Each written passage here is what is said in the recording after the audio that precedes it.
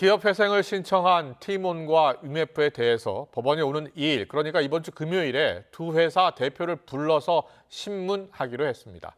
또 검찰과 경찰은 구영배, 큐텐 대표 등 경영진을 출국 금지 조치하고 전방위 수사에 착수를 했는데 이들에 대한 피해자들의 고소고발이 계속 이어지고 있습니다. 취재기자 연결합니다. 홍민기 기자.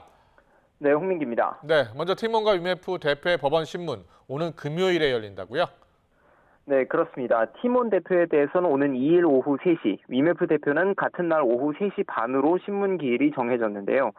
법원은 티몬과 위메프 대표를 차례로 비공개 신문에 회생을 신청한 경위를 직접 물을 예정입니다. 지금까지는 두 회사 대표가 출석할 가능성이 커 보이는데요. 중요한 사건인 점을 고려해 안병욱 서울회생법원장이 직접 사건을 맡기로 했습니다. 두 회사가 법원에 낸 보전 처분과 포괄적 금지 명령 신청은 오늘 인용됐습니다. 이에 따라 회생이 개시되기 전까지 티몬과 위메프의 자산 처분권은 관리인에게 넘어가게 되고 두 회사가 법원 허가 없이 자산을 처분하거나 채무를 변제하는 행위가 금지됩니다. 채권자들의 개별적인 강제 집행도 불가능해집니다. 티몬과 위메프는 최근 법원이 새로 도입한 자율 구조조정 지원 ARS 제도도 신청했습니다.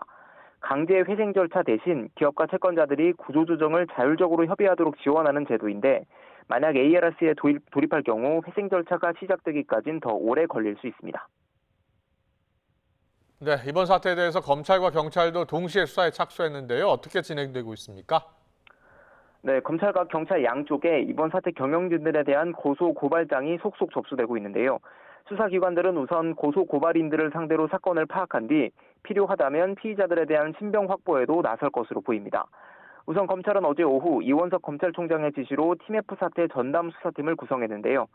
서울중앙지검 반부패 수사 1부가 중심이 되고 검사 7명이 투입됐습니다. 통상 고소 고발을 담당하는 형사부나 기업 관련 수사를 맡는 공정거래조사부가 아닌 대형 부패 범죄를 수사하는 반부패 수사부가 키를 잡은 만큼 이번 사태 책임자들에 대한 강도 높은 수사가 이어질 걸로 보입니다. 이원석 검찰총장은 신속하고 철저한 수사로 소비자와 판매자들의 피해를 최소화하라고 당부했는데요. 검찰은 지난주 금융감독원의 수사 의뢰를 받고 내부적으로 관련 법리 검토에 들어갔지만 티몬과 UMF의 자구 노력을 지켜보고 있었던 것으로 알려졌습니다. 하지만 이들 기업이 결국 법원에 회생을 신청하자 더는 자구책을 기대할 수 없다며 수사에 돌입한 것으로 전해졌습니다. 오늘 검찰에는 구영배 큐텐그룹 대표와 류광진 티몬 대표이사 등 2명을 횡령 등 혐의로 수사해달라는 고소장이 접수됐습니다.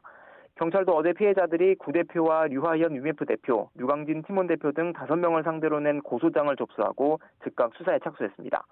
우선 고소에 참여한 사람들부터 불러 사안을 파악할 예정인데 대형 사건인데다 피해자가 많은 만큼 서울경찰청 금융범죄수사대로 사건을 넘길 가능성도 있습니다. 구 대표와 티몬 UMF 대표, 목주영 큐텐코리아 대표 등 4명은 수사 시작과 함께 출국 금지됐습니다. 지금까지 서울중앙지검에서 YTN 홍민기입니다.